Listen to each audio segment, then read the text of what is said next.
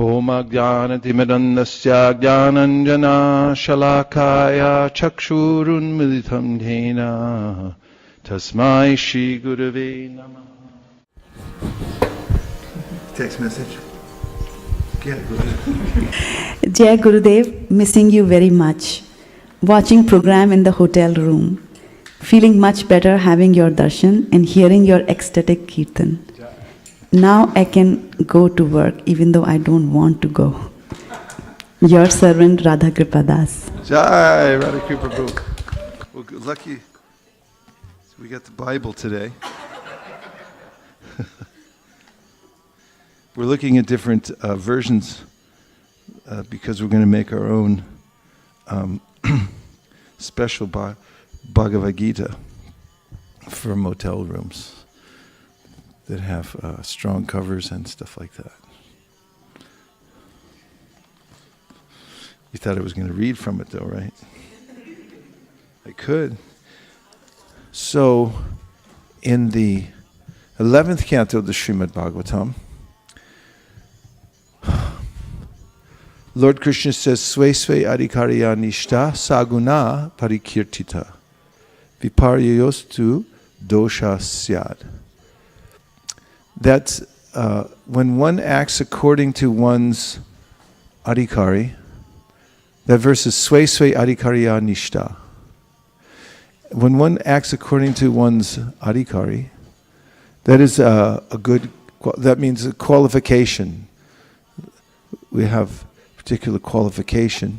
And if we act according to that qualification, then it's a good quality. Good quality. Sve sve adhikarina ya nishta. One who's steadiness in one's own position. Sve sve adhikari ya nishta. Saguna. It's guna. It's a good quality. Parikirtita. Viparyayo means the opposite is true. To dosa syad. It's a fault. If one tries to act according to somebody else's qualification, not their own. So, to advance in devotional service, one has to not do more than one's capable of doing, or less. And one mustn't argue that I am permanently unqualified. That's not possible. Because Krishna is all merciful, and the process that he's presenting to the world is full of potencies, as mentioned by Shukadev Goswami himself, who says, Hirata hunandra pulinda pulkasha apira shumba yavana kasaraya yene chapapa yadapashraya shaya shudyanti tasmai pravavishnave namaha. He names many classes of people who are way outside the Varnashram system. In other words, they have no training, they have no specific adhikari, even as being Shudra. They're of all kinds of mixed backgrounds and have all kinds of previous samskars that may be obstacles, but he says it doesn't matter because the power of the Supreme Personality of Godhead, it comes through his devotees, can purify anyone from any condition of life and bring them up to the highest position.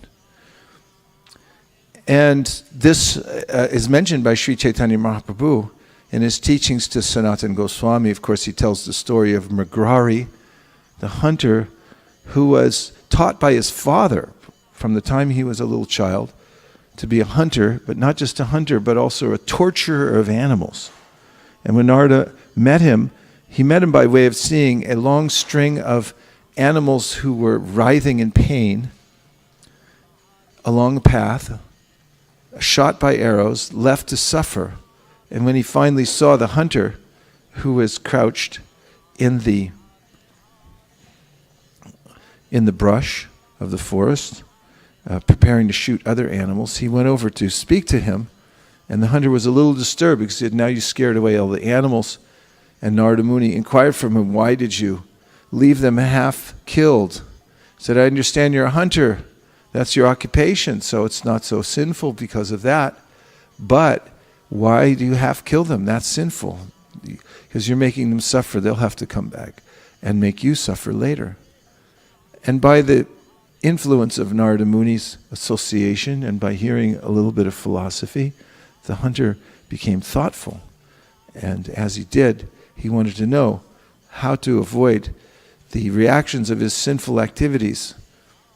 And Narada Muni then said, I will instruct you in everything, but first you have to break your bow. And he said, did the hunter, that's my livelihood, how can I break my bow? And Narada said, first take that leap of faith, and then I'll tell you. So finally the hunter broke his bow, and Narada Muni taught him the process of devotional service. And the people in nearby villages who understood that this hunter had now become a Vaishnava were very keen on bringing him all kinds of food to eat and so forth. So much so that he had more than he needed and asked, please don't bring so much. And in telling that story, Chaitanya Mahaprabhu was proving the point that a person, even from the lowest position, not just a hunter, but somebody who thought that it was an important aspect of hunting to leave animals writhing in pain, could be purified and come to the position of devotional service. And in other sections of the Shastra, for instance in the Bhagavad Gita, 9th chapter, 33rd verse, Lord Krishna says that people from all kinds of different backgrounds, just before that, go to 32.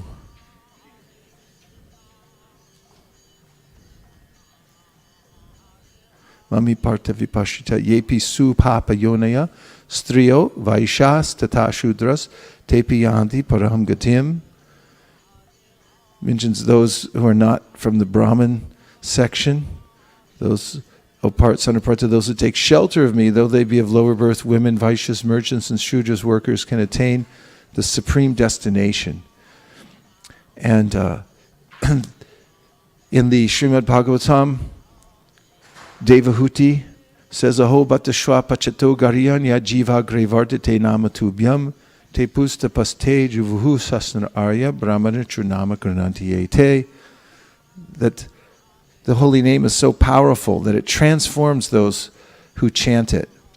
They become qualified. Their previous prarabdha is neutralized. This is proved in this verse, Aho batashwa pachato gariyan, because it says that such people become qualified to perform Vedic sacrifice, which means that their previous lower nature, their prarabdha, becomes transformed. Chaitanya Mahaprabhu also told Sanatana Goswami that when someone surrenders to Krishna, Diksha Kali, Bhaktakari Atma Samarpan, She Kali, Krishna Tari, Kari Atma Sam, that Krishna considers that person who surrenders and takes Diksha to be on the same level as Krishna. He says, Tariyatma Sam, they're the same, Sam, same category.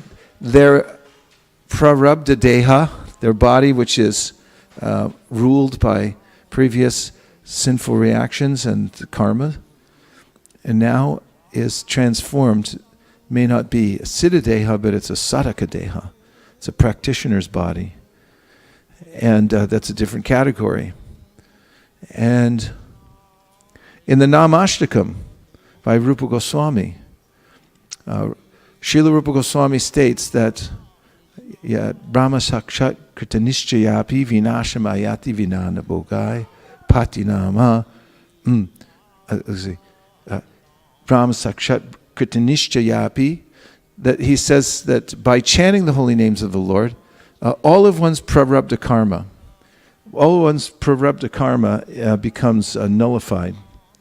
Yet Brahma Sakshat Kritanishchayapi Vinasham Ayati Vinana Bhogai. Previously, he said those who practice meditation, other kinds of yoga, have to suffer and enjoy their previous sinful reactions or pious credits before they can burn out, so to speak, these reactions. But he said, yet Brahma Sakshat Kritinishchapi Vinashamayati Vinana Bhogai Patinama Spunanena Tate Prarabdha Karmeti Viroti Vedaha. Said in all the Vedas it said, that if you can have the direct contact, Spunanena Tate, with the holy name of the Lord, then your prarabdha karma becomes finished. And also, yat namadeha, sharanadu kirtanat, yat smaranad, yat pravanad, api kuchit, shvadhopi sadya, savanaya kopate, kutakpunaste, Bhagavan nudarshanat.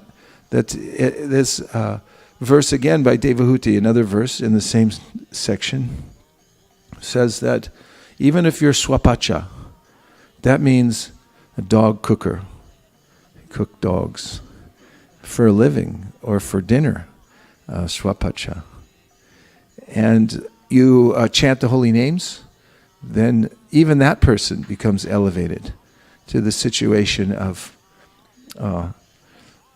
being capable of performing Vedic sacrifices, meaning the prarabdha changes. So there's evidence throughout the Shastra, especially I quoted from Srimad Bhagavatam, Bhagavad Gita, the transformational power of devotional service. And so, even Bhagavatam says, yes, di bhaktir bhagavatiya kinchana sarvar gunas tatra samasate sura harava bhaktasya kuto muhat guna manoratena sati tavato bihi. How could one not have good qualities who's engaged in devotional service? Because by the process of devotional service, yes, di bhaktir bhagavatiya akinchana, this unmotivated devotional service, one becomes filled with good qualities, means becoming purified, elevated. And the acharyas say that they become so qualified that even the devas want to live with such a person by performing devotional service. I'm pinning all this on the statement I made earlier that one should not claim that one is permanently unqualified or that anyone is permanently unqualified. It's not possible to be permanently unqualified. It's not even recommended. Krishna doesn't recommend that you stay unqualified. He says, become qualified. And how is it done? Krame, step by step. Everything by incremental improvement. And it comes in the means of either purification by doing sadhana, or that means the sadhana siddha, or you can become purified by the mercy of a superior Vaishnava or by Krishna himself. This means kripa siddha. He gets a special mercy whereby you become qualified.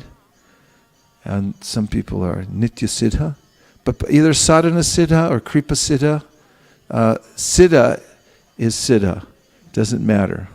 Prabhupada said it doesn't matter whether it's a nitya siddha or a sadhana siddha or a kripa siddha, because siddha means siddha. Once somebody's siddha, we don't care how they became siddha. Siddha is siddha. Everyone say that. Sounds good. It's kind of hard to say too. But it's a fact. And this is what the Shastras say. So one can't hold on to this position that I'm permanently unqualified or everybody else is permanently unqualified. I was just telling Satyadev Prabhu on the way over here, we were just at Google. This is proof. I work there sometimes, a few days a year. I was just telling Satyadev Prabhu about the glories of Radhe Shyam Prabhu in Pune, as I'm on a pilgrimage to go see him. And the program in Pune is so powerful, it's so organized. that when they go out to the universities and they present the philosophy of Krishna consciousness and the method of Chaitanya Mahaprabhu to become advanced in Krishna consciousness, these very bright students come to this program. And perhaps there's 7 parts to it, like 7 parts you have to come to, one after the other. And the devotees there know from experience that if people make it to part number 4, they're going to become a devotee. Because they're smart enough to know after 3 that if I go to any more of these things, I'm not going to be able to go back. Because they systematically take away all their arguments about how they're permanently unqualified or how spiritual life really doesn't work. All of those things are systematically removed. And intelligent people then come to this crossroads and they say, okay, either I'm going to now apply myself and become incrementally fully qualified, or I'm just going to retreat. Okay, so that's your choice, but it's not because the process is not potent enough to elevate you to the highest position. And it's not because you can't do it, it's because you won't do it. I mean, there's one thing that I can't. There's another thing that I won't. That's a little scarier, isn't it? I mean, that's the crux of the issue. So, we are agents for change. We are spiritual souls. We've somehow or other volunteered for this mass trance of the material world. As Devamrita Swami said at Stanford, mass consensual trance.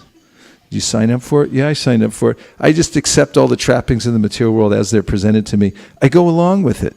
Someone steps a little bit out of line, it's like, you can't do that. You can't surrender. It's not possible. Yes, it is. All the Shastras saying over and over again, yes, it is possible.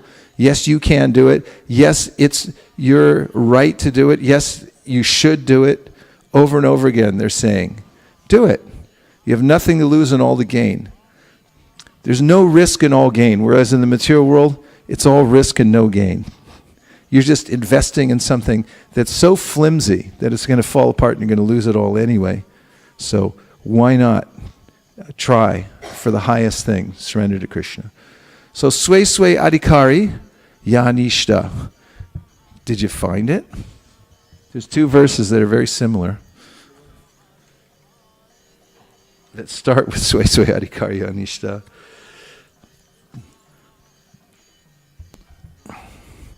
Congratulations, you got it. 11:21:2 says Sway Adhikarya Anishta Saguna Parikirtita Viparya Yastu Dosha Syad Ubayor Esha Nishchayaha. That's a different one. 11:21:2 Steadiness in one's own position, please repeat, is declared to be actual piety. Whereas deviation from one's position is considered impiety. In this way, the 2 are definitely ascertained. So, also in the Bhagavad Gita, Krishna mentions that those who externally renounce sense objects, but internally dwell on them are cheaters. They're just cheating themselves. Mitya charasa uchite. They're called cheaters, he said.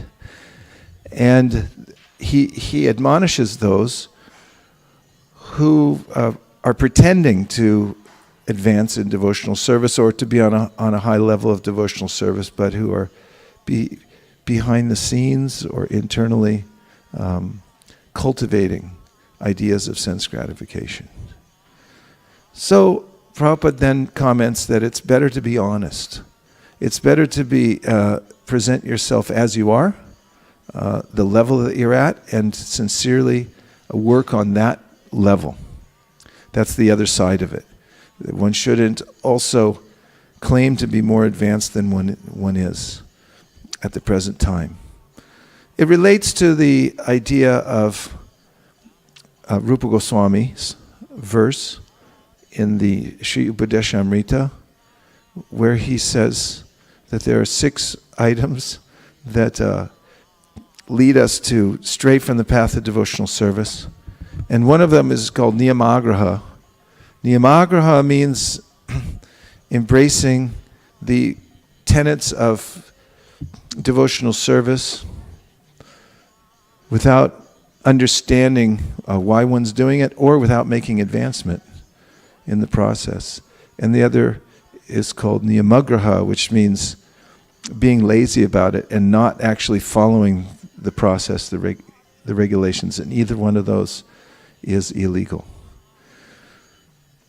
So this, these instructions then give us permission to act according to our position without putting on airs or any kind of a show or cheating, like drinking water underwater on a fast day. It means you're fasting from even water, dry fasting, and then you go to the river. Everyone's there taking bath, and then when you go underneath the water, then you go glunk, glunk, glunk, and you drink down. And then you come pop back up again and say, yeah, I'm dry fasting today. Somehow some water just got in my mouth. I don't know how that happened. But that is also not recommended. And studying how one is not the body, and how we are actually dependent on Krishna for making advancement in devotional service, and that we have to apply ourselves as sincerely as possible from the position we're in, gives a kind of a relief from having to present oneself as something that one's not. So this is one of the ideas that I wanted to talk about tonight. There are ways in which one may not be authentic in one's practice of devotional service. It's possible that I may, one way or the other, be presenting a mask, putting on a mask, and not being transparent.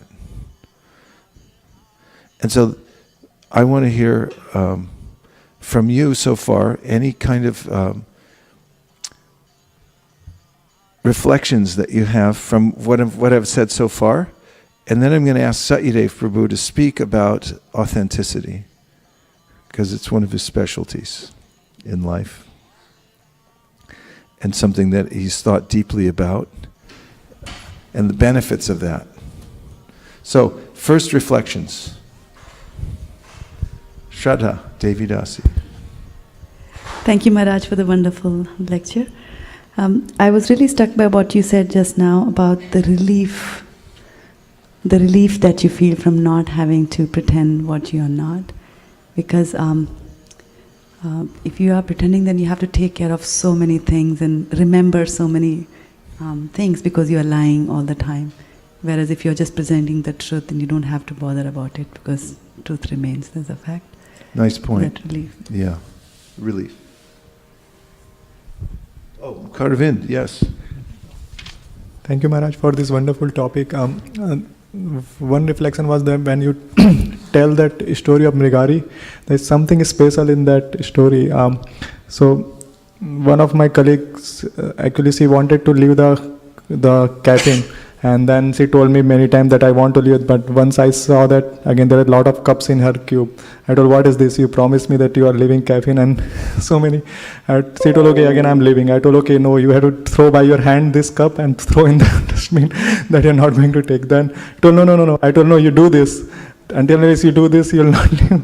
I see that how Mrigari, Narad Muni told that you have to break the bow, that there is something in that story that yeah. I tried experiment, and after that she left. I saw that I tracked again after 20 days. So, and no, I'm not. Well, two things. One is Karvind runs a tight ship down there at Intel. I had no idea. It's running an ashram in there. There's cubicles. Like, okay, out with that, get out. Go ahead. Second thing, really, like some people are authentic. I was remembering one devotee, some other devotee glorified, and he just told, "No, I am not like that." It was, I can see that, like that truth, and that is something really very special quality. Those who devotees are very authentic. When they say something, or when they, you can perceive that they have integrity in their whatever they do and whatever they say. So you're saying it's perceivable, It's perceivable, when somebody is being authentic. Yeah. And it gets actually, I've noticed that it's actually interesting. People sit up and listen when somebody's being authentic. I mean, it's so common that I present myself in a way that I'd like other people to see. I mean, I studied a little sociology, everyone probably did, and at one point or another, and there's ways in which even social sciences, even in the physical sciences, there are these laws that say you can't see anything in its pristine environment, because as soon as you approach it with your experiment, then the environment changes. And especially in social settings, we very, very rarely present ourselves to others the way we are. I mean, if anybody's coming over to your house, I'm not advocating that you leave your house a mess, but don't you kind of put everything out the way you want it to look, the way you want people to perceive you when they come into your house? Please say yes. Yes. I want to make sure I don't just do that myself. But it's a fact that I rearrange my life, to present to others, and a lot of that is rightly done. But there's also a way in which I'm trying to present myself in the way I want other people to see me. And it is a fact also that when people are vulnerable and they're authentic, that it becomes it's intriguing. I've noticed that people sit up for that kind of a demonstration when somebody's speaking from the heart and actually being transparent. What to speak of Krishna when we actually present ourselves in a genuine way to Krishna. Do you have a few more before Satyadev starts? Yes.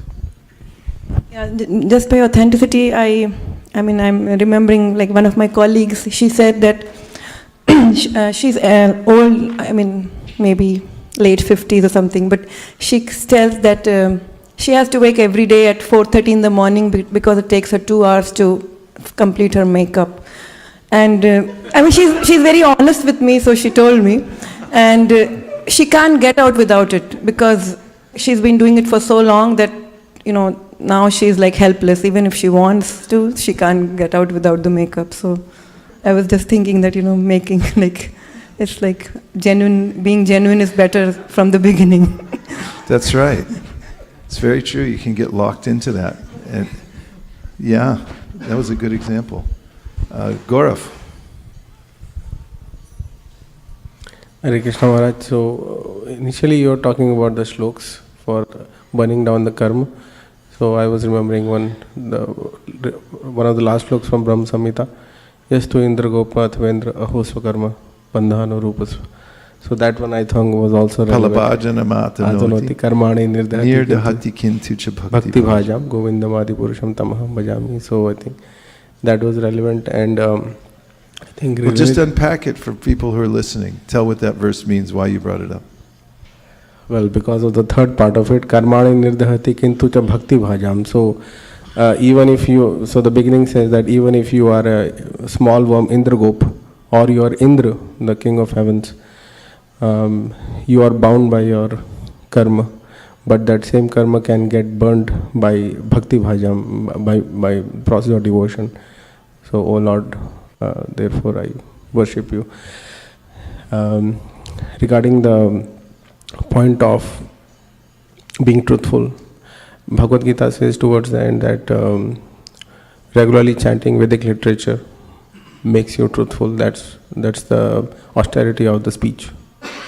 So that's something I'm trying to practice. Well, the austerity of speech consists of truthfulness, avoiding speech that offends, I'm sorry?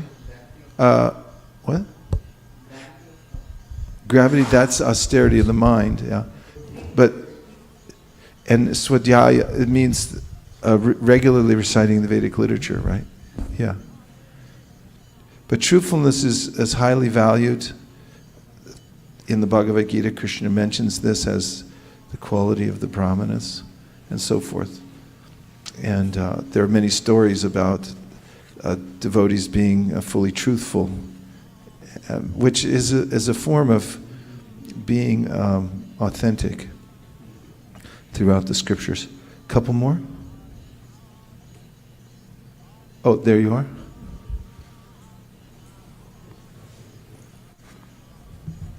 Thank you. Hare Krishna. Hare Krishna. I have so much of understanding and compassion is going on right within me, and I am just selecting and deselecting which one is the topmost.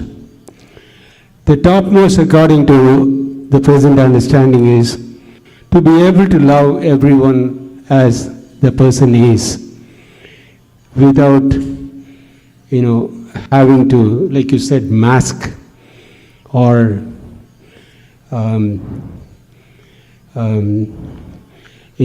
give a judgment to that. Just accept a person and go on. And second valuable observation that creams up as Navanita Chora is doing the job with his consciousness is it takes quite some time for a person to come to understand what life is, and then arrange the values that each one has to practice. And that takes quite an effort. And this is where I really understood the importance in the Bhagavad Gita that Krishna had to gently goad Arjuna towards the consciousness with which he is blessed. And Arjuna thanks him and appreciates that. According to my very limited understanding of Bhagavad Gita, from 10th and 11th chapters onwards, when Sri Krishna understands the inner qualms of consciousness of Arjuna. So there are so many Arjunas right here. So to kind of separate themselves and come to understand what life is and what am I here to do towards life, and how do I love everyone just as they are. This is become a very central focus for, at least in this art, is how do I speak lovingly? How do I serve the needs of the person to their satisfaction and not to my satisfaction? Easy to talk about all these things, but it challenges the inner humility of the person to bring out the fountain of all the skills and knowledge sets and then select them appropriately as per the circumstances. I hope I am getting somewhere and not so abstract as it may sound. Thank you. I think you made some points. The first one I'd like to address a little bit, and I thought it was interesting that you brought it up from the point of view of how we see others. We were talking about how I'm presenting myself, and very helpfully you also mentioned how it is that I relate with others. And the scripture does talk about this, and it's nuanced, because there's a way in which in the Sri Upanishad it is said, I'm sorry. Verse. Yastu sarvani bhutani atmani vanu pashyati sarva. Yastu sarvani bhutani atmani vanu pashyati sarva bhuteshu chatmanam tatuna vijugupsite. Yasmin sarvani bhutani atmaivad bhut vijanataha tatrako mahakashoka ekatvam anupashyataha. These two verses speak about the Uttama Adhikari, Prabhupada says, who sees other people as spiritual souls, and he actually relates to them equally because he sees that they're all engaged in Krishna's service, even if they're in Maya. Because he's so connected with Krishna that he sees Maya as Krishna's extension, and therefore he sees how all the living entities are engaged. However, and this is a perfect segue into the don't imitate section that I mentioned earlier. Prabhupada says one should not imitate the Uttamadhikari and try to treat everybody equally, because the Madhyamadhikari is directed in the 11th canto of the Bhagavatam to make distinctions between one living entity and another based on their temperament. And he says, Ishvare tadadineshu bhalisheshu dvisatsucha prema maitri kripopeksha yakaroti samadhyamaha. The Madhyamadhikari is the one who's preaching and going about the world distributing Krishna consciousness, whether that person is as a Madhyamadhikari, the middle class devotee, or as an Uttamadhikari that comes down to the Madhyama platform. He or she sees God, Ishvara. Adineshu sees the devotees. Balisheshu sees the innocent. And Dvisatsu sees those who are envious of the Lord. And he is directed to interact with them in various ways. For God, he's supposed to give love, prema. For the devotees, he is supposed to make friendships. For the innocent, he's supposed to give kripa, mercy, as much as possible. And for the envious, he's asked to be upeksha, or indifferent, avoid them because it'll make them worse. So there's interesting nuance there, that the way that devotees see vidya vinaya sampane brahmaniga vihastani shuni chaiva shapake cha pandita samadarshina, as Krishna says in the Gita, a learned person is one who sees everyone equally, but he may not treat them equally, because there are two levels of existence that we're dealing with. One is the paramartika, and the other is the vyavaharika, that has to do with our interactions on a very practical level in the material world, and the other is the ultimate goal of life, the paramartika. And on that note, Satyadev Prabhu, would you like to say something about the topic?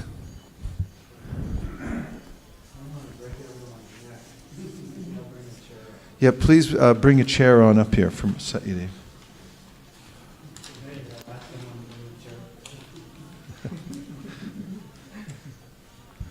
Let's welcome Satyadev Prabhu.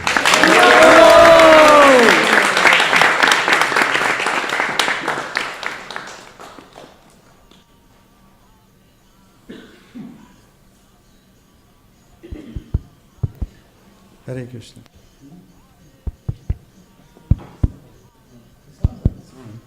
Hare Krishna. Can you hear me?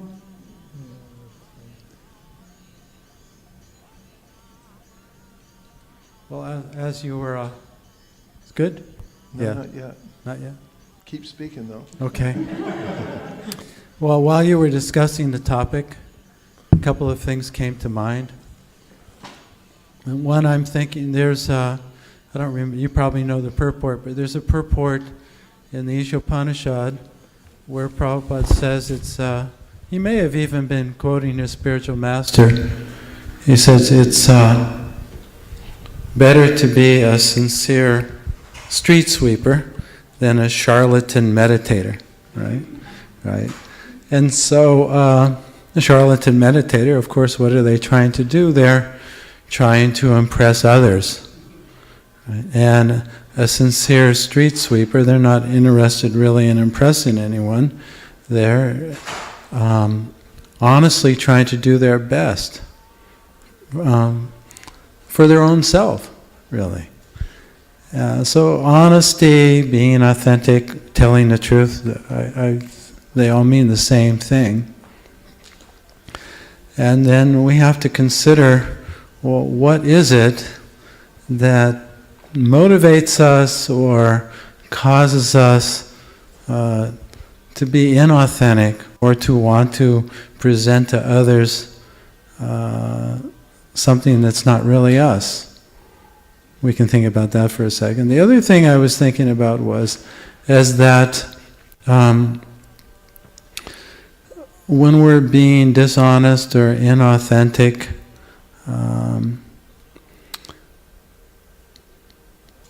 it's coming from really a fear or a belief that we're not okay.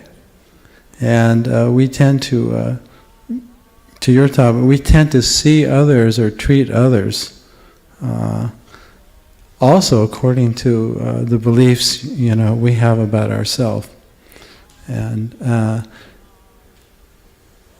also our goal is self-realization, right? Or becoming our true authentic self. And in order to do that, before we understand our absolute self, you could say, or the real self, we have to become aware of our inauthentic self, or our humanness, right? We have to be able to accept our own humanness. If we're able to do that, if we can show compassion to ourselves, then we can be tolerant and compassionate to others. Another thought I was having is that we're taught by Lord Chaitanya that the doorway into pure chanting of the holy name is through humility. So isn't humility honesty? And doesn't humility arise from honesty, being completely authentic? There's no real difference. When we're very truthful, we understand that I'm a Lord Chaitanya said, I want to be an atom at your feet. What is the verse? Shikshastakam? Ayainanda tanuji kinkaram patita mam vishame bhavam buddho kripaya tava para pankaja stita duli sadvisam vichintaya. When we're authentic, we're actually okay with just being a little dooley. Right? That's okay. So what is it that makes us want to be inauthentic? Because we want to be something that we're not. We want to be Krishna rather than a servant of Krishna, right? But it's actually, even that is not really a real compassionate understanding of our dilemma or our predicament. And there's a nice story that I like to tell that helps me understand better my own predicament. Maybe you've heard me tell this story before, and am I taking too much time? No. So there was a woman, could be a man, and she was asleep and dreaming. Have you heard this story? And so we all go to sleep and we dream, right? Well, she was dreaming that she was on a train. And while she was on the train, she'd lost her 2 suitcases. And her 2 suitcases were her only possessions. Can you imagine that? You're on a train, you lose your 2 suitcases. Well, what sets in is panic, right? So she began to search from carriage to carriage. She's looking for her suitcases. And she's asking everyone she met, have you seen my 2 suitcases? But to no avail. And no matter how hard she tried, she couldn't find them. And so her dream basically was becoming a nightmare. Have you ever had a dream like that? Similar, right? So anyway, while she's in this dream, a car drove by her house, right next to the bedroom where she was sleeping, and sounded its horn. And she started to awaken. And she was almost awake, and then she remembered, oh, I haven't found my 2 suitcases yet. Right? Right? Did you ever almost wake up and thought, well, I can't wake up yet, this is unfinished, right? Right? But she was awake just enough to notice, oh, well, actually I'm dreaming. And at that point she recognized that if I could just wake up, then I wasn't on a train and I hadn't lost my 2 suitcases. So at that point she started to awaken. So to me this story reflects the truth of our own life, really. We come in, and this is the compassionate part.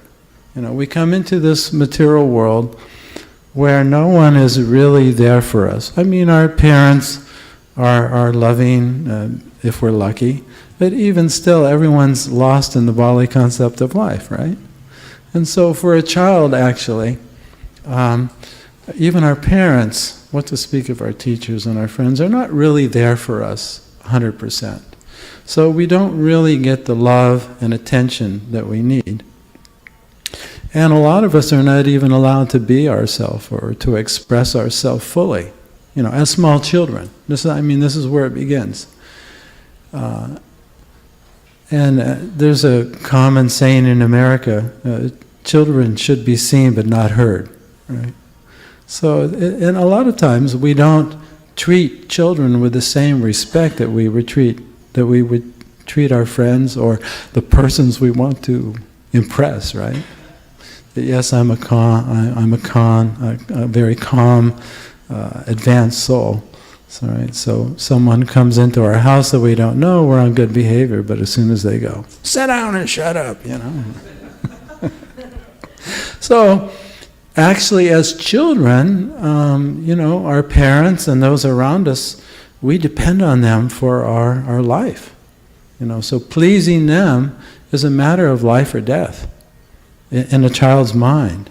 And so we very early on begin to learn how to please others so that we'll get what? That we'll get affection, and we'll get love, and we'll get acceptance. And so this is the underlying human condition. We'll do anything for love, acceptance, and approval. And this is something actually we need to be very, very aware of in spiritual groups, because this need for affection and approval and acceptance, what's it coming from? Is it coming from the authentic self? No, it's coming from what we imagine ourselves to be. The illusory self. So you can see in this situation where actually the illusory self can actually take over our spiritual life. It can become the underlying motivation for devotional service, even. It can be there. And it's very strong. It begins unconsciously when we're children. And of course this becomes the dominant motivation life after life, and even can take over our spiritual life if we're not very, very honest.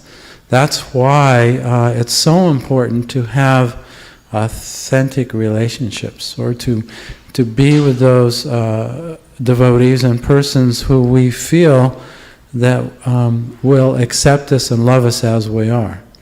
When we can be accepted and loved as we are, then we can be present enough and conscious enough to see our humanness and to actually really see it and be authentic with it. And then when we can actually see our tendency to lie or whatever it is that we're ashamed and embarrassed about and afraid to show others, even if it's really unreasonable fears that were generated from the time we were little. I mean, all of us have had experiences, maybe we were bullied or shamed by a teacher, or called fat or chubby or whatever, and that becomes like a conditioned program. But when we're able to look at it and bring it into the light of our consciousness as adults, then we're able to to see more through the illusion, and the more authentic and the more honest we can become, the more we can awaken and experience our true self, and we begin to see ourselves and begin to see others as the way that Krishna sees us, which he sees the way we truly are, and then we begin to live life. This really opens us up to the sacredness of life that's there within us, our true self, that part of us that's never been contaminated by Maya and has always been perfect. Today at Google, the Vaisesika's class, I was so impressed because he was teaching people the Hare Krishna mantra for the first time, and he taught the most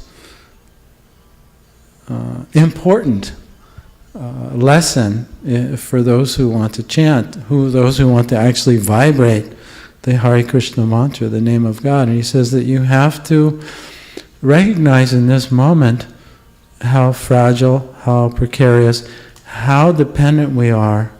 What was the word? Our existential condition, Jala jala jivala talamala. Like we're like that drop of water at the end of a lotus leaf that can fall off at any moment. And in that mood, that's our situation. Our life, we can never die, but our life is coming moment to moment from Krishna, and we're little, we're tiny, we're fragile. And in that mood, we can actually call out the Lord's name. So that's really authentic.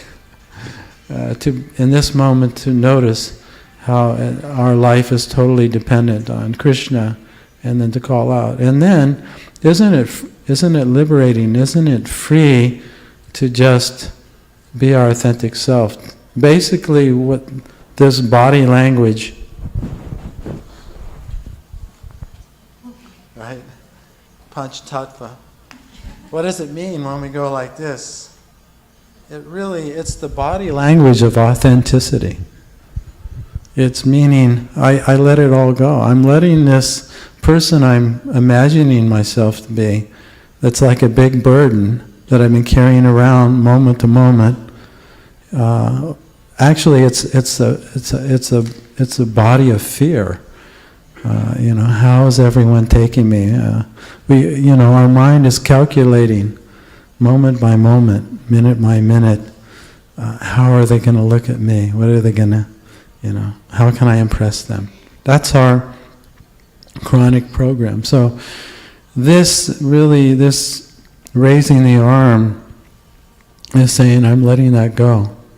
Even if it's just for a moment, we can recognize our authentic self and we can let go of the imaginary self, and without that burden of needing really to impress others so that we can get their love and affection and approval. I really liked what you said about, maybe you didn't say it specifically, but you indicated how real humility comes from a position of strength. The strength is a clear realization of who I am, that I'm not the body. That's really strength. And to be able to express true humility comes from that position. It's not some kind of a weakness. It's actually a strength. I was wondering if you could say more about that. Well, yes. When we can admit that I'm pure consciousness, and that pure consciousness is coming from the Supreme Consciousness, that it's tiny, we get strength. We don't need to pretend anymore. We're not looking we no longer need to impress others, because we're comfortable. We love ourselves as we are. The true self. Actually, I didn't quite finish the story, and let me finish it just a little bit. So,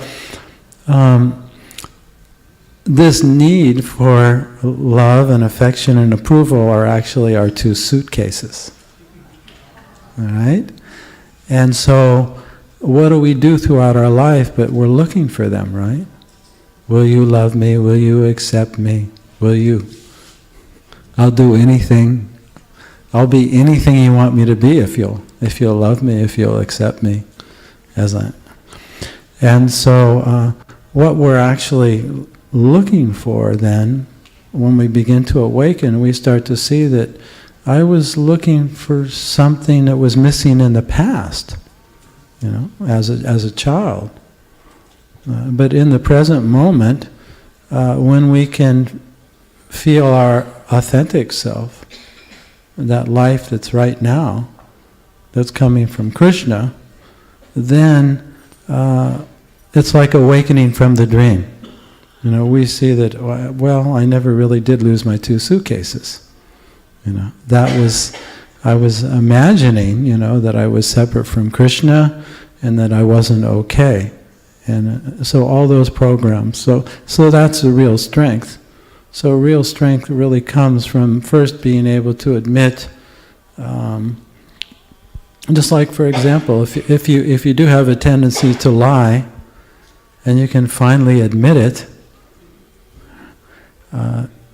that takes some courage, right? It takes some courage to admit I'm not the mind or the body. And then when you are able to admit the truth, then you get strength.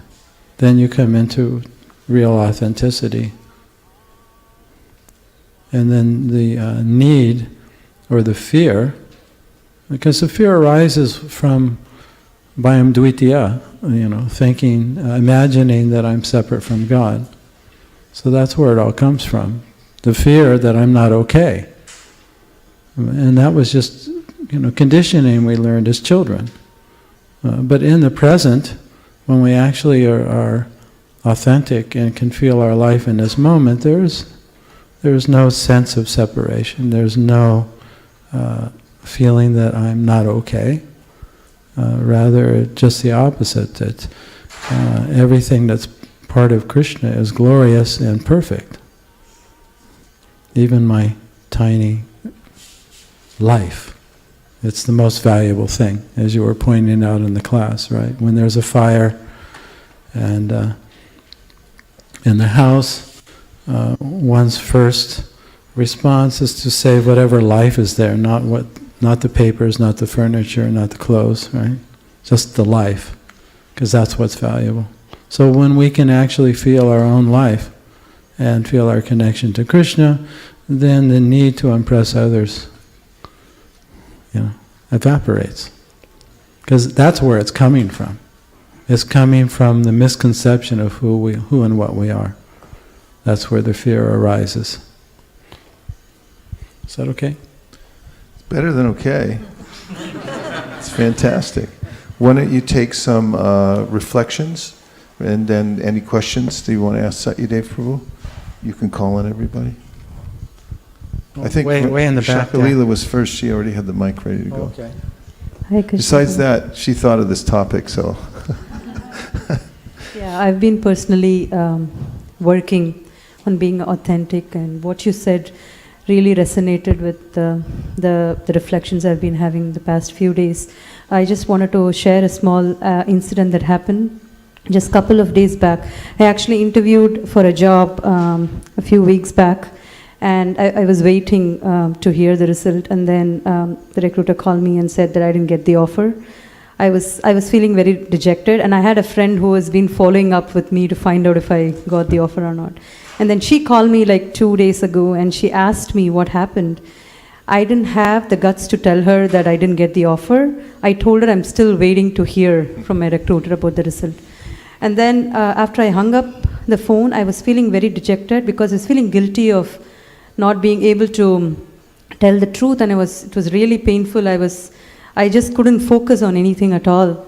And then finally I thought, enough of, doing this. So I called her and said, I'm really sorry. Actually, you know what? I did not get this offer, but I didn't have the guts to tell you. And I just told that, and there was silence. And she said, it's okay, it's okay. And then I felt liberated actually. There was no conversation after that, but I felt very relieved. And this morning, this friend calls me up and says, actually, I'm really proud of you for opening up and telling me what happened. And she opened up and told me a few things which she had not told me earlier or lied about. And then I was thinking that when you're authentic, then it opens, you open or you touch people's heart and they want to be authentic to you. So it all starts from you. I realized that being authentic is, as you said, real strength lies in humility, to accepting and, when we live or project or say things as we are, what we are, then it gives an opportunity to create meaningful relationships, and people actually want to be authentic with us. So that's, I'm happy that I had the guts to share it here. But thank you so much for it. Thanks for sharing. That's even more liberation, right? The truth will set you free. Thank you for sharing. So all the way in the back there. Hare Krishna. Thank you, Prabhu, for wonderful nuggets. I had a reflection on this authenticity, and I was reminded by a verse in Srimad Bhagavatam where it says that I'm paraphrasing it, that Krishna consciousness is actually seeing yourself and others as how Krishna sees you and others. If you're not able to see you and others how Krishna is seeing it, then it's actually not Krishna consciousness. So we can actually relate it, that if we are either wearing masks or assuming that the other is also wearing a mask, we are not being Krishna conscious. So how you easily, we don't eat onions, but I'm still using it, peel the onions, that we go deep inside, and I completely conquer. If you're authentic, the other person actually has no choice but to be authentic. And so thank you. I have a question, but if reflection, or if I can ask now? Thank you. So, Vaisesika Prabhu, you mentioned about Vyavaharik and Paramarthik. At the Madhyama stage, or as aspiring Madhyama Adhikaris from our neophyte stage, we want to make sure that how we deal with the four category of people. But then there is also an aspiration of Paramarthik stage, to come to a stage where we can really see everybody with love, with equal respect. As Prabhupada said, that progress in Krishna consciousness is very difficult unless you are neutral. From a neutral stage, everybody equally. But then there is a fight between these two aspirations. The internal aspiration that you really want to see everybody equally, but then this Vyavaharik way that somehow material world, we have to have these different dealings with different categories. So I fight myself within myself a lot with this two kind of two different edges, Paramarthik, Vyavaharik, how to balance. So if you can shed some light on this, how to practically do that. I hope I made sense. Yes, you made sense. One point is that seeing living entities as in their constitutional position and feeling compassion for living entities is not something artificially imposed. In other words, it's not an intellectual exercise. One may aspire to intellectually or theoretically see all living entities equally and have compassion for them. But that may be an artificiality. However, there is a way in which, by descending grace, by the mercy of Krishna, one actually begins to feel that way. And it's a natural way to feel. It comes about by being in contact with Krishna's internal potency. And that happens by very helplessly chanting the holy name of the Lord and submitting oneself to Krishna, who then gives one realization naturally. And so that's just one point, that it's not something that we really aspire to so much, but we aspire to have very deep sadhana and so forth, and then naturally those kinds of things evolve. And it is a little bit of an interesting, it's a bit of a conundrum in a way, because we are in a universe that has these two dimensions. On one side you have practical dealings with people. For instance, even an advanced sage who sees that, don't go away or anything, sees that a tiger and a young girl and a yogi, he sees them equally as sages, but there are ways in which he has to deal with them according to their particular position. He can't just interact with them whatever way he wants, even if he does see them equally. And that's a kind of another cheating process. Sometimes people think, well, because I'm on this high platform, I see everybody equally, therefore it doesn't matter, I can deal with a young girl and a tiger, and good luck with that. In the same way. So even from the highest position, there's some restraints. Although we do hear about these associates of Chaitanya Mahaprabhu who are liberated souls who would slap tigers and play with venomous snakes with impunity, and went on like that. Satyadev Prabhu, you say more about that? The only thing I'd add is, as we become more aware of our own life, our own consciousness, which we can only actually begin to perceive when we bring our attention present. If we're lost in the mind, thinking about the past and the future, lost in what we imagine ourselves to be, then we don't even perceive our own life. Yeah. Even getting too philosophical can bring you further away from the mind and away from the truth. And so there's a simplicity to chanting and being authentic that opens us up to the sacredness of life within ourselves. And the more we can be that when we're with others, even with animals or with trees or with flowers, or with our friends, with our family, with other devotees, the more present we can be, the more we can become aware of the sacredness of life, the presence of consciousness that's coming from Krishna. And we can feel it, and we can interact with it but charity begins at home.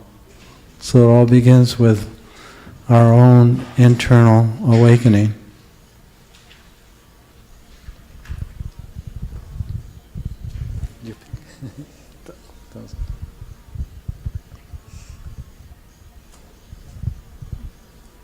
Okay, so let's do. We'll start here.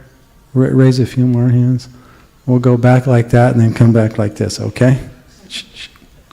And then over there. And there's one in between on texting in. Oh, okay. Thank you very much, Prabhuji. You said the point that the love, affection, and validation that one seeks, that is incorrectly stemming from one's misidentification of with one's body and not understanding one's relationship with Krishna.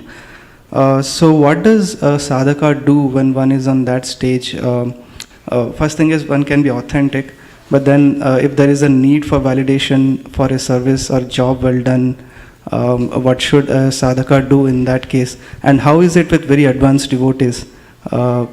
Is there a need for validation, or there is no need at all, or how is it with very exalted devotees? Oh, thank you for that question. And it's just, I'm sorry, Mataji, I don't know everyone's name, even. Vishaka. She she was able to, whenever we're inauthentic, our body will tell us. Yeah. Our heart will tell us. It's really our compass. There's an uncomfortable feeling that arises. So the more we're in touch with the more we're able to observe our mind and our body and detect these little red flags that go up, that when we're living in the illusion and not in the light, or we're not living in truth, there will be a discomfort. And then the first step is just to admit that, like she did, and then she faced it, and then she confessed. So it's not that we have to go up and confess to everyone, but there's somebody that we can confess to that's a neutral observer, and that's Lord Nityananda within our heart. So it's not like we're trying. Our false ego is so tricky that it even tries to avoid itself in order to stay in control. And so, but it's a shadow. It's not the truth. So if those programs are going to be there within all of us, that fear, that it was generated from the time we were little children, that stimulates that program and keeps it going, that's going to arise. But if we're there and we're in the habit of feeling our life in this moment and our connection with Krishna, then we're able to see the patterns, the ego patterns that arise. And even the ego pattern that arises to hide the ego pattern. And then all we have to do is feel the discomfort and then confess it to the Lord within our heart, and then we're no longer lost in the illusion. We're bringing that illusion into the light of a consciousness and then confessing it before the Lord and asking for His help. And then the more we do that, the more we live in truth, and the less we live in the lie. And that is our lifetime sadhana, really. Thank you. We'll go here and then like that.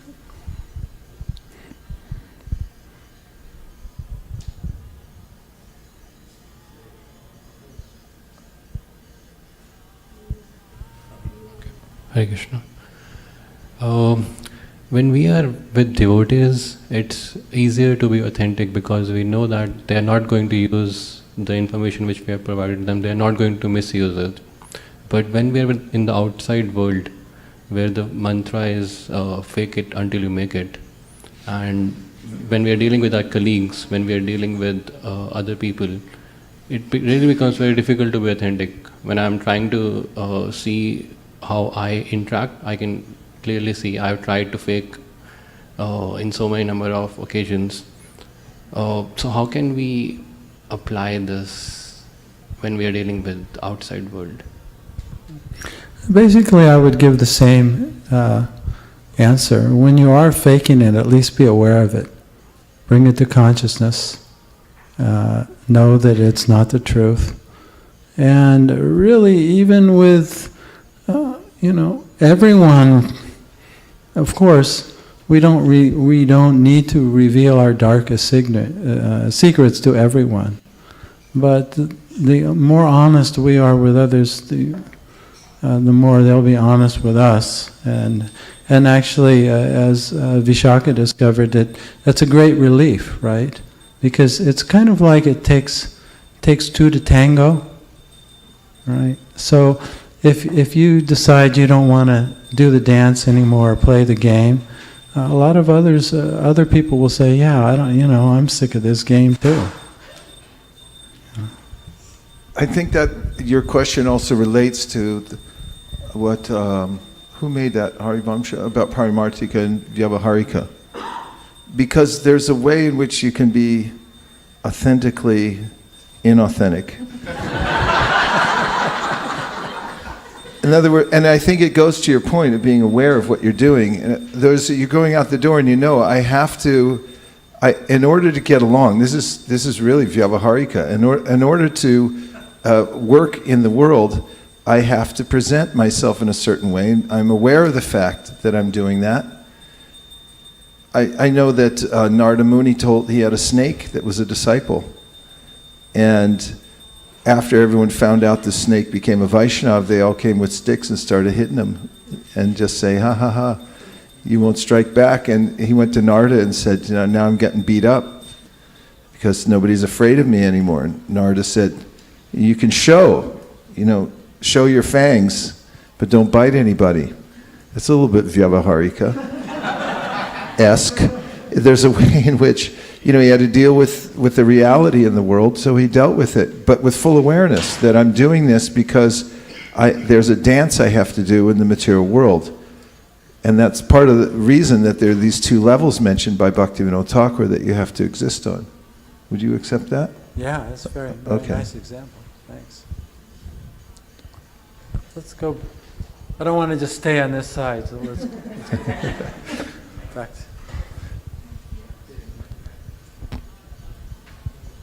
Hare Krishna. So I've been coming to these lectures and I've been getting a lot. I've been a new member to this for the last few months.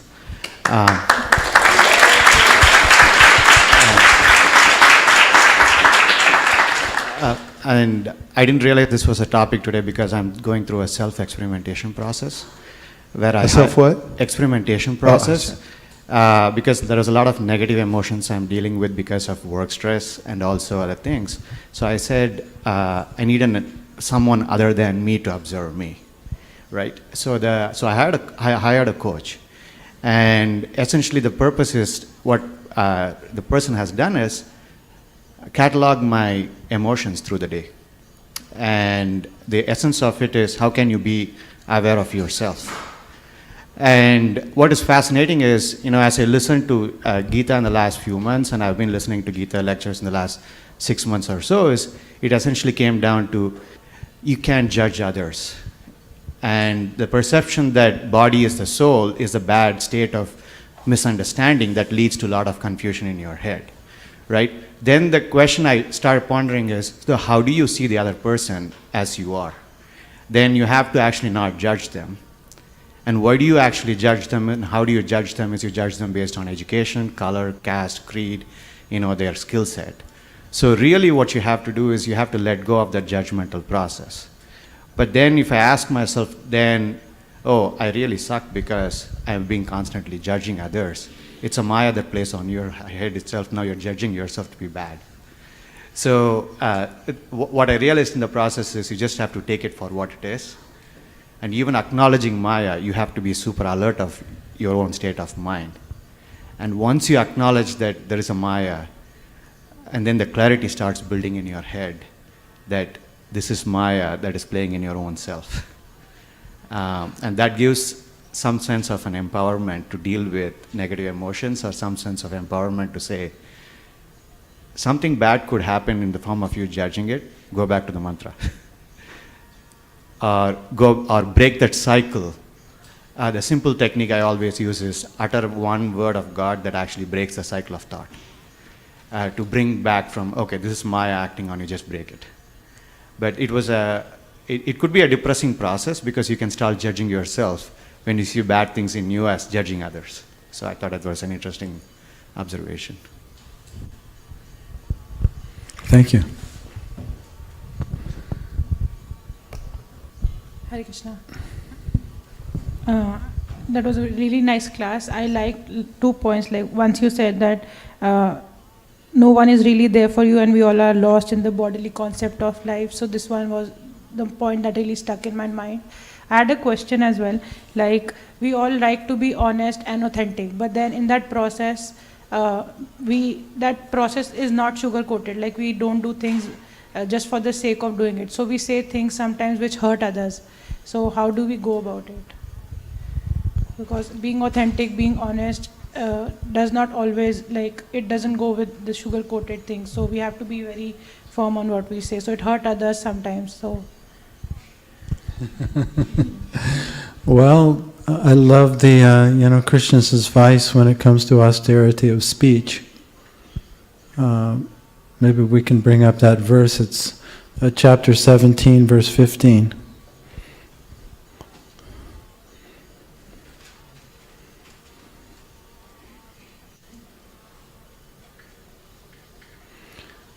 So he says, Anuvega karam vakyam satyam priyam hitam chayat swadhyaya vyasanam chaiva vanmayam tapa uchate.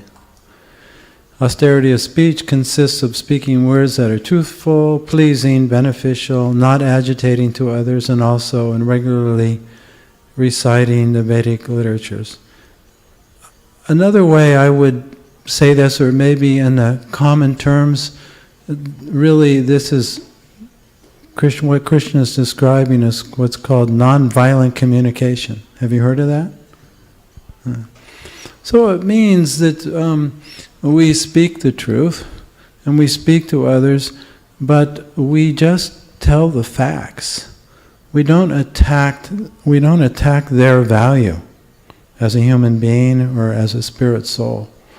We basically say to others, this is what I've observed, and this is how I feel about it, and then this is what I want. So it takes a certain level of higher consciousness, a present moment awareness, rather than to just speak out from our patterns, from our unconscious patterns, but to take a moment, to take a deep breath, and notice your own ego, your own ego motivations before we speak, and then to have compassion for the other person, and then to present your observations in a pleasing, unagitating way, so that they will actually hear. Because ultimately, that's our goal, right? If our goal is we really want to help someone, and we're speaking for their benefit, then we want to speak in a way that they'll be more likely to hear us. Right? But if the person feels like they're being attacked, then their defenses are going to go up, and they're not going to hear a word we say. And plus, we'll just be lost in our own illusion, right? Speaking out of our own illusion as opposed to the truth. So I would meditate on this verse and really try and apply it in daily life. I do have a couple points to add on to that idea of nonviolent communication. I like how you connected it to this verse in modern terms. That one of the main points of nonviolent communication is that you don't assume that you know the person's intention. Because this really goes to the heart of aggravating people, is when you assume that you know why they said something, that what their intention was behind it. So one of the tenets of nonviolent communication is really to state it as you're making your case to the person, to say that you may not have intended to do this. I know you didn't intend to do it, or I'm not judging whether you intended to do it or not, but as Dave Prabhu said, this is how it made me feel. This was the effect that it had, even though I'm sure you didn't intend to do this or something like that, because when it comes down to it, just like if you ask somebody a question, you say, willing or able. Sometimes when I'm writing the sentences, somebody say, are you willing or able? If you say, are you able to do this? They can say yes or no. You say, are you willing to do it? It starts getting a little contentious. Willing and able. These two ideas of what's your intention behind it. Another point I bring out from this verse is what the purport says, and that is visible right there. One should not speak in such a way to agitate the minds of others. Of course, when a teacher speaks, he can speak the truth for the instruction of his students, but such a teacher should not speak to those who are not his students if he will agitate their minds. This goes to this point I made earlier about discrimination. You have to see that there are different classes of people you're talking to. And for the Madhyama Adhikari, you have to be careful. And if somebody didn't sign up for your program and say, like you instruct me, like you have a coach, right? What is your name? Prasanna Prabhu. So Prasanna Prabhu has a coach, he says like, okay, coach me, tell me when I'm doing this or that, or, he signed up for it. And if somebody didn't sign up for it, and you go over and say, oh, by the way, and they're like, wow, what are you talking about? I didn't sign up for this. So you have to see, is that appropriate, to bring up to people? You may have to wait sometime. There's times to speak and there's times to hold back. And it's not like in the name of authenticity, at every moment you have to say, well, I have to speak my truth. It's like, that's just the way it is. And, everyone's like, would you just not do it now? Like later you can do it. She has one that came in on the internet. And now you have a backlog. Okay. See if you can clear a little backlog. We have about 9 minutes left. And Sukeshwari's ready to go. Okay, do a few from the internet. And by the way, let's welcome all the guests who have joined us on the internet tonight by saying Hare Krishna. Hare Krishna. And clapping too.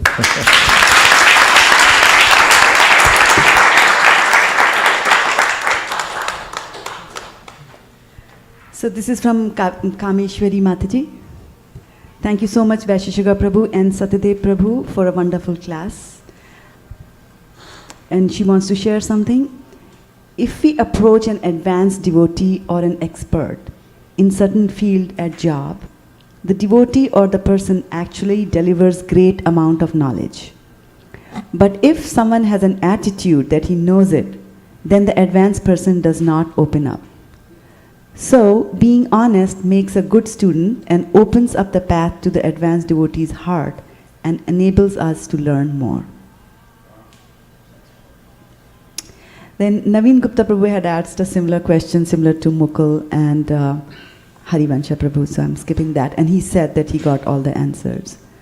Then Ram Rati Prabhu says, thank you for the wonderful class. You once said so beautifully in one of your class that rewards come from within. And it resonates so much to this topic of being honest and transparent in bhakti. Thank you. And this is from Sumati in Santa Cruz. So, Haribol, Prabhu and all the assembled devotees.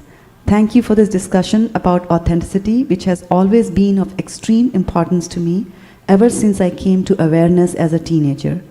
It is part of early programming and conditioning that we present ourselves in a way that brings us acceptance and love.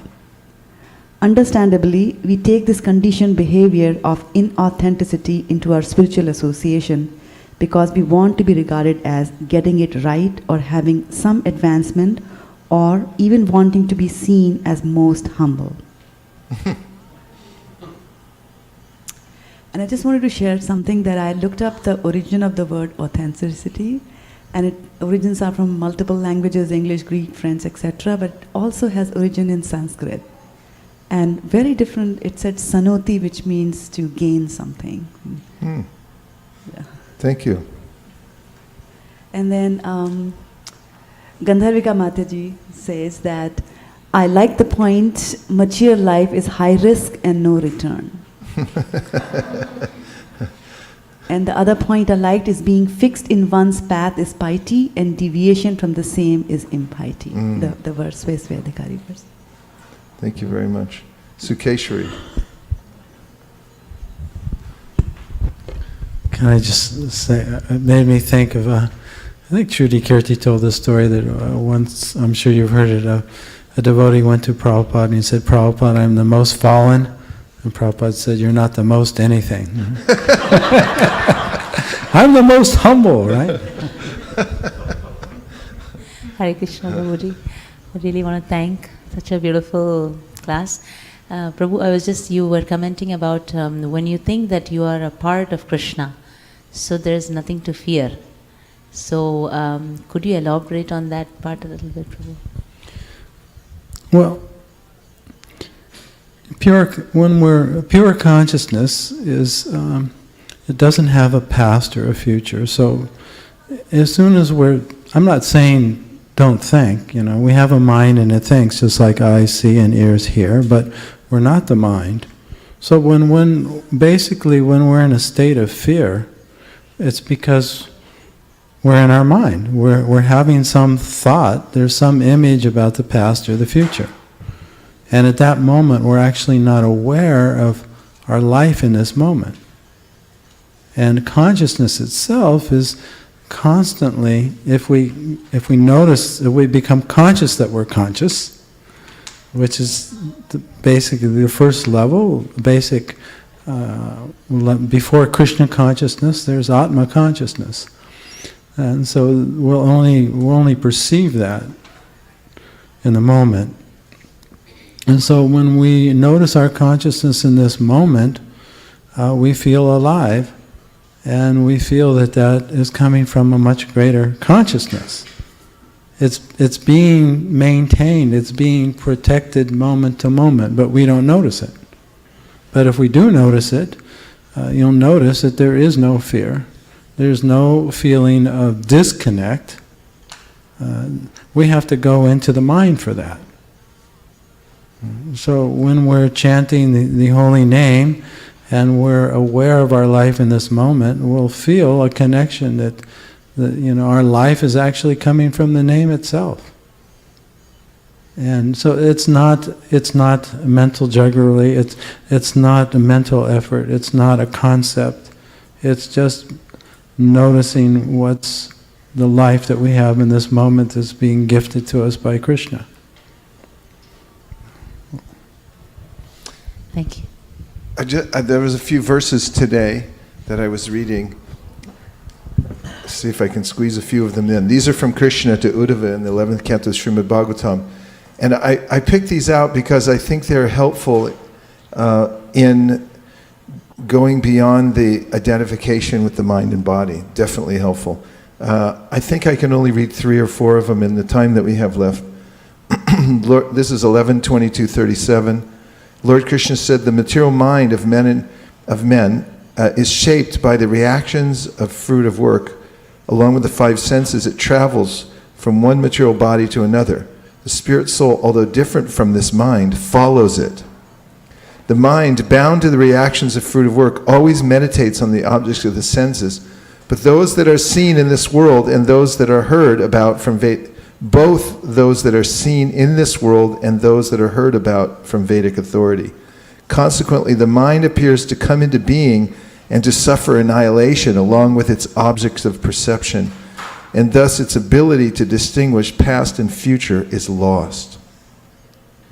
When the living entity passes from the present body into the next body, which is created by his own karma, he becomes absorbed in the pleasurable and painful sensations of the new body and completely forgets the experience of the previous body. This total forgetfulness of one's previous material identity, which comes about for one reason or another, is called death. O most charitable Uddhava, what is called birth is simply a person's total identification with a new body. One accepts the new body just as one completely accepts the experience of a dream or a fantasy as reality. Just as a person experiencing a dream or daydream does not remember his previous dreams or daydreams, a person situated in his present body, although having existed prior to it, thinks that he only has recently come into being. He goes on from there, but I'm going to skip ahead to number 45, one of the ones that I really resonated with.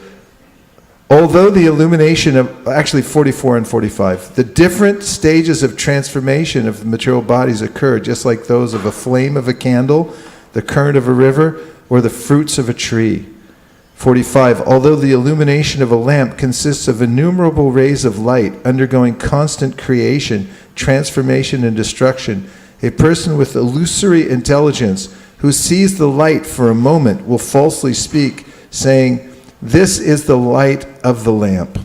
As one observes a flowing river, ever new water passes by and goes far away, yet a foolish person observing one point in the river falsely states, "This is the water of the river."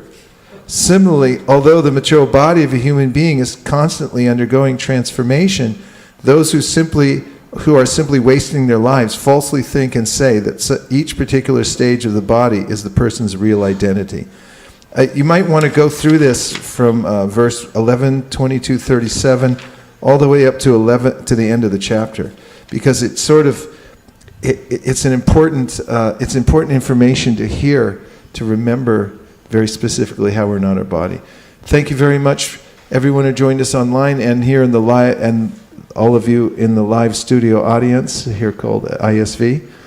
And we will see you on Saturday.